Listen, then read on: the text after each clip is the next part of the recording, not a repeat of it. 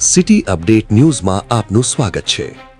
સુરતના પાંડેસરા વિસ્તારમાં આવેલ મારુતિ ઇન્ડસ્ટ્રીયલ પાસે ચોંકાવનારી ઘટના સામે આવી છે। અહીં કચરાના ઢગલામાં 500 રૂપિયાની ચલણી નોટો સળગાવેલી હાલતમાં મળી આવી હતી। આ બનાવની જાણ થતાં જ આસપાસના વિસ્તારમાં લોકોનો જમાવટ જોવા મળ્યો હતો। સળગેલી નોટો કોણે અને શા માટે ફેંકી તે મુદ્દે અનેક પ્રશ્નો ઊભા થયા છે। હાલ પોલીસ સમગ્ર મામલે તપાસ હાથ ધરી રહી છે અને વધુ વિગતોની રાહ જોવામાં આવી રહી છે। City update news Sufiyan Mulla, જોડાયેલા રહો, કારણ કે હવે શહેર નહીં સમગ્ર દેશ કહેશે। આ છે સિટી અપડેટ ન્યૂઝ।